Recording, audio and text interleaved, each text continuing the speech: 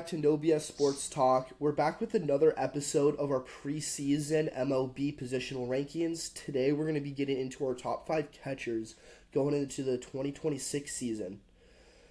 Quick disclaimer, Will Smith will not be in our top 5. I know a lot of people will be mad about that. I know MLB Network has him in their top 5. I know ESPN has them in their top 5. Our top 5 is based on our own personal deep dive into StatCast, all kind of statistical research. Will Smith is statistically one of the worst defensive catchers in the league, and I cannot put a non-defensive catcher in my top 5. It is one of the most important defensive positions in the league. So Will Smith, not in it. Plus he's a Dodger, so we don't want to talk Plus about he's a him Dodger. All right, you want to start us off with number 5? Yeah, so number 5, we have Gabriel Moreno of the Arizona Diamondbacks. Now, this is a guy I honestly wanted to put higher. Mm-hmm. But, one, he's been injured a lot, and I think that affected my ranking a little bit. The other thing is, since 2023 or 2022, I can't quite remember, he has only produced about half on the throwing side of things defensively. He went from a 41 caught stealing percentage to about a 21 over the last 2 or 3 years. So, unfortunately, that decline in throwing performance did push him to 5. But, with that said, Gabriel Moreno, 13th in the MLB in terms of blocking. Last year, 1 blocking run saved and 5 blocks above average. On the receiving side of things, he was an elite framer last year. He ranked 7th in the MLB with 6 framing runs saved and a 44.5 shadow strike percentage. So shadow strike percentage is a term I'm going to use for all of our rankings here. If you don't know, the shadow strike zone is pretty much a 3-inch area around the actual strike zone. So it's essentially a percentage of close pitches that catchers are able to steal for strikes. Very important statistic when it comes down to framing. Throwing side of things, like I said earlier, he's very, very much average. Ranked pretty far down in terms of the league. He's in the low 20s, or the high 20s, low 30s. Last year, 1 stealing run saved, 1 runner caught stealing above average with an 18 caught stealing percentage, which is below the league average. However, he is 15th in the league with pop time. So overall, StatCast has him at a 90 defensive ranking with 8 fielding run value. So overall, quality defender. Wyatt, you guys with the offense. Yeah, I mean, I think looking at his 2025 offensive stats, you got to think about he's probably one of the top offensive catchers in the league. 285 batting average, 9 home runs, 433 slugging percentage, a 786 OPS. I mean, I think besides Kyle Riley, I think he's probably one of the best offensive catchers in the league, especially for the time that he was actually able to play. Yeah. He only played 83 games last year, I believe. Just, like I said, dealing with injuries. Even over the course of the last 3 years, he played about 90 the year before, I think 100 some low hundreds, like 111, somewhere around there. Year before that. So hasn't quite, right, typically I think your starting catcher will play about 120, 130 games more or less. I mean, obviously guys like Buster Posey, Yadier Molina, they never caught every game, but they're up there, especially in their prime. But yeah, and then the StatCast has him at a 5 batting run value. So essentially, offensively, he's worth 5 extra runs for the Diamondbacks. All right, moving on to number 4. So we might get a little bit of hate for this, but we're putting Patrick Bailey of the San Francisco Giants at our number 4. And the reason for this is despite him being hot garbage offensively, like negative effectiveness offensively, he is the number 1 best defensive catcher in the league. And in my opinion, defense always outweighs offense with catchers, and I just do not think, no matter how bad they are offensively, you can leave out the number one defensive catcher in the league out of your top five. So, getting to his defensive stats here, way above average blocker, ranked 14th in the league, 1 blocking run saved with 5 blocks above average. Receiving, he was the number one receiver in the MLB last year with 25 receiving runs saved and a 47.7 shadow strike percentage. Throwing wise, he was ranked the third best throwing catcher in the MLB. 5 catcher stealing runs saved, 8 runners caught stealing above average, and a 31 caught stealing percentage, which is about 10% over the league average. The league average, I believe, is 21%. Overall, StatCast gives him 100 defensive ranking, or rating, I should say, with a 31 fielding run value. So essentially, he saves 31 runs a year. So pretty much elite in every category.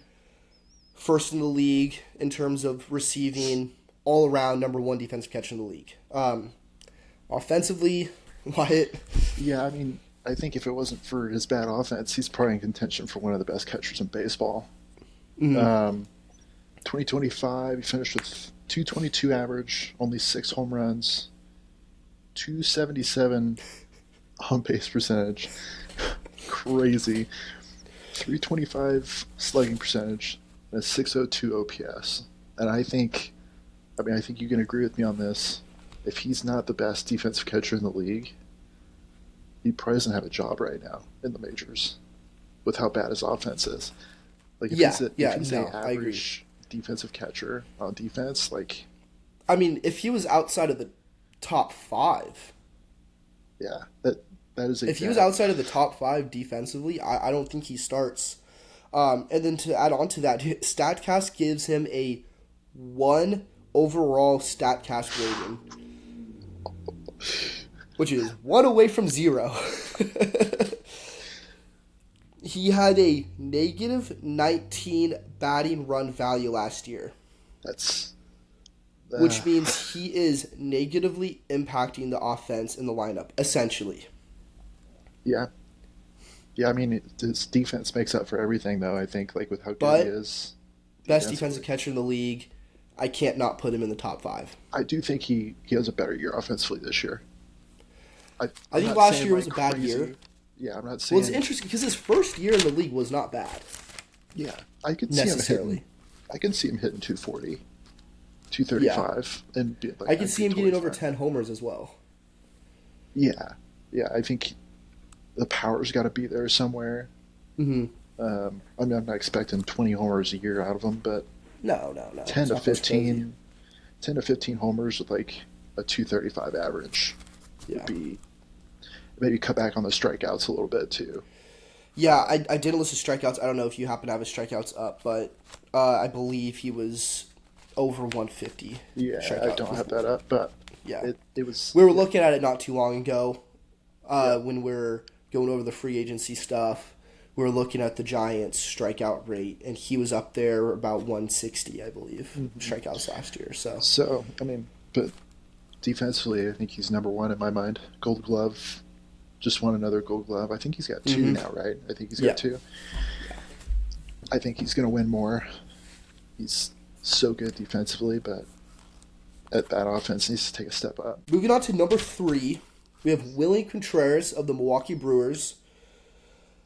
He's very well-rounded as a catcher. He's not necessarily elite in any specific category, which is why this might be a little bit of an unpopular opinion as well.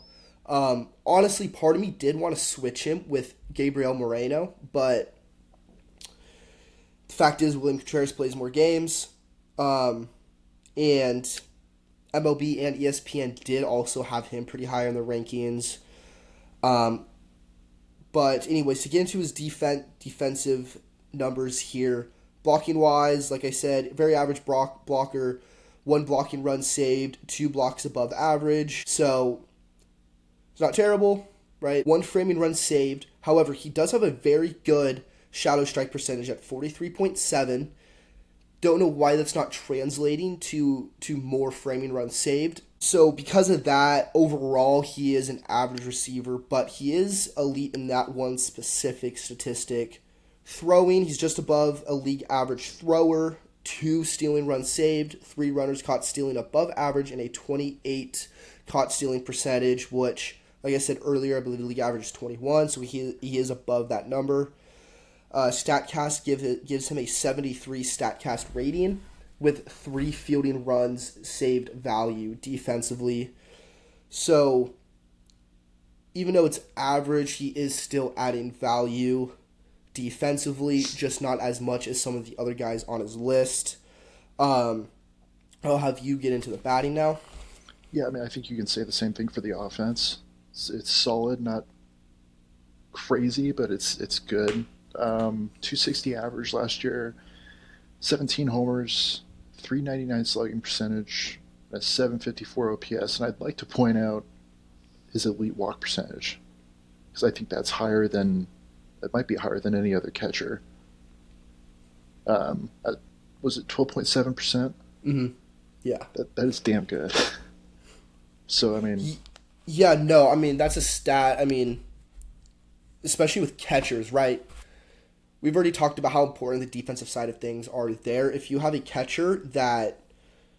Not every manager needs their catchers to hit 280, right? If your catcher can walk a lot, limit the strikeouts, get on base, right, 7, 8, 9 in the lineup, for a lot of guys, that the catcher's doing their job there. StatCast gave him a 77 overall rating and then 17 batting run value, which I'd say is still pretty good. Moving on to number 2. Now, a lot of people have him at number 1, including MLB Network.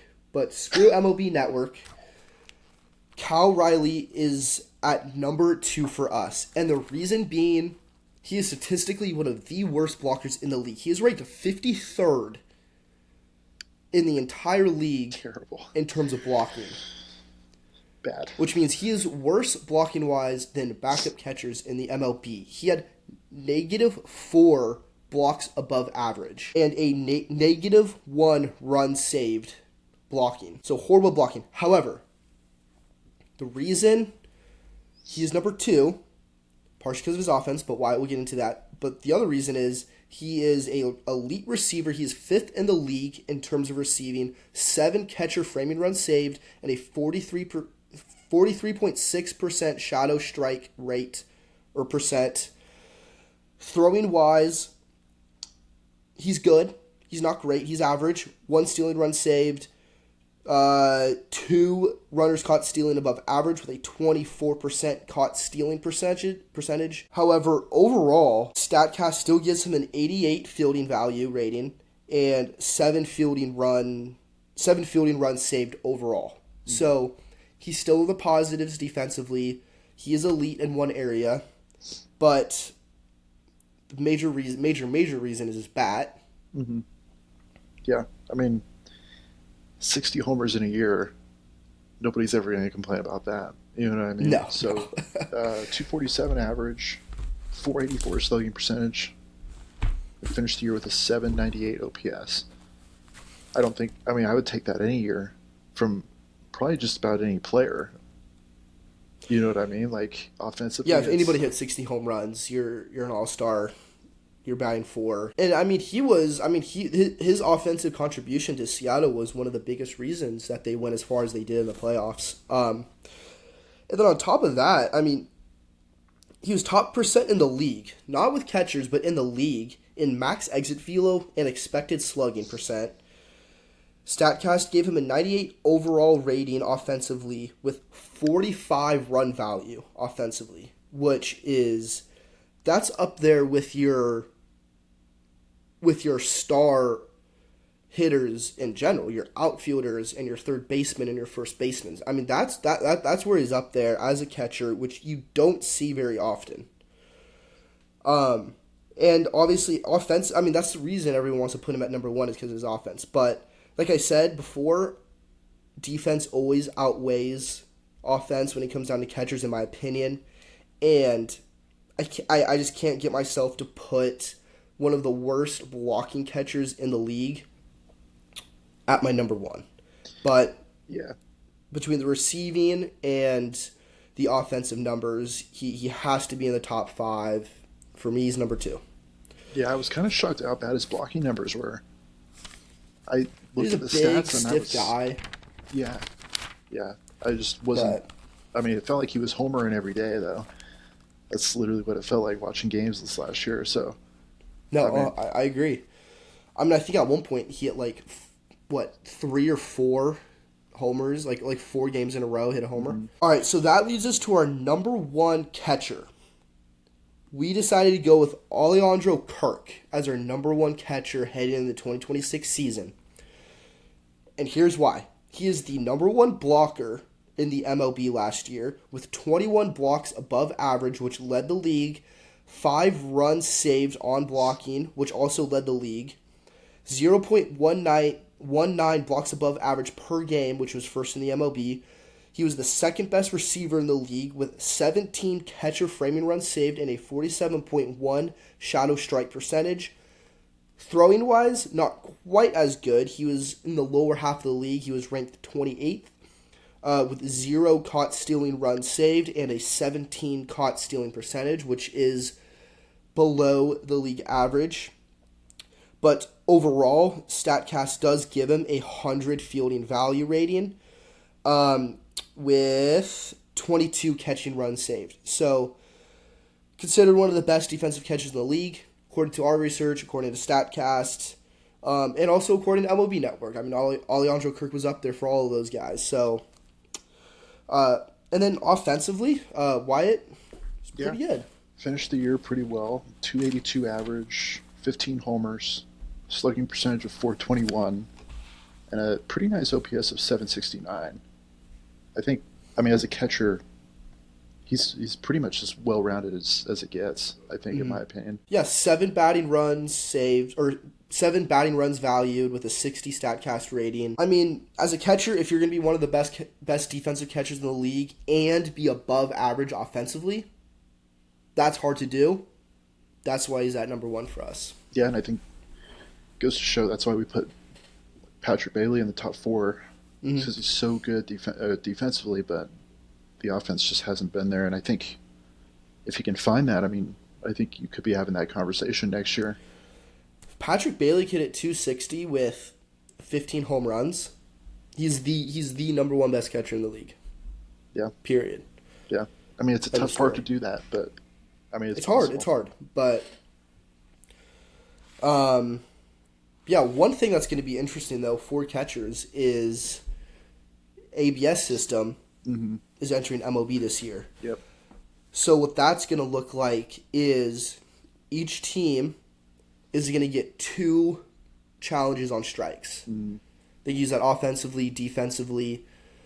You win it, you get to keep it. If you lose it, right? If you lose the challenge, you lose the challenge. So it's going to be interesting. Now, I don't think that's going to completely eliminate the value of catcher receiving, right? Obviously, one of the reasons that we have put some of these guys in our top 5 is because of how good their receiving numbers are and their defensive runs saved with their receiving and whatever.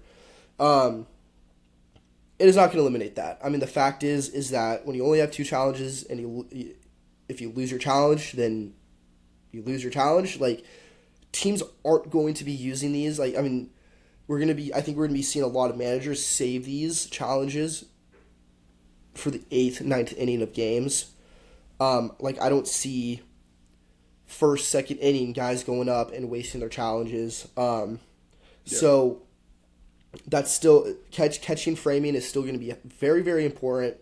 Now, 4-5 years from now, right? I don't know what's going to happen. Strike zone might be fully automated, and catching framing is going to be completely out of the window, right? And pretty much, catchers are going to be ranked on their ability to throw, their ability to block, and their offense, which is, right, you're going to see a guy like Will Smith, who we kept out of our top 5. A guy like that is going to move into the top 5 because despite how bad he is receiving and how bad he is blocking, he is a very good throwing catcher and obviously one of the best hitting catchers in the league. So it'll be interesting to see over the course of the next 4 or 5 years but this year, Catching framing, still very important. I don't think we're going to see really any change in the importance of that moving forward, at least in terms of this year and probably 2027 too. But yeah. It's a big change for baseball. It is. It's going to be... I don't love it. Yeah, me neither. I'm glad. I will say, I remember thinking, like, if they are going to do this, there should be a certain amount that they're allowed to do. And if you lose your challenge, then you don't get to reuse it. So I'm glad they did it that way. I'm glad they only gave teams 2 challenges. I think that's the right way to do it if you are going to have the ABS system. And I hope that's how it stays for a long time. I'd really hate to see the strike zone be called fully automated. Yeah, I think that would be really unfortunate. I like where they're at right now with the challenges, like you said. I think, I wouldn't go any further than that, to be honest. Yeah. And, the fact is that there are some really, really bad ball strike calls, right? Mm-hmm. We've all seen the highlights. We've all seen the clips. And there have been a lot of bad ball strike calls that have changed the outcome of games. So I do think having the 2 challenges helps eliminate that, right? So if you're in the bottom of the 9th inning with a runner on second base with 2 outs, and a curveball is called strike 3, 2 balls below your knees, challenge it. I do think, I don't think that should be the reason you lose a game. So this sets up the ability for teams to be smart, save those challenges for the 9th inning. If that happens, they're able to use the challenge and have, more correct outcomes to games, but I think it's the farthest it should go. I am excited to see how the managers use these, though, because I don't think everybody's going to be that smart with them, if I'm being honest. I think some managers might be a little more aggressive. I could definitely see especially some of these kind of hotter-headed hitters just saying screw it and using their challenge super early in games. It is going to add another strategic element to the game, though, which I do like. Yeah, it's going to be... On a positive note.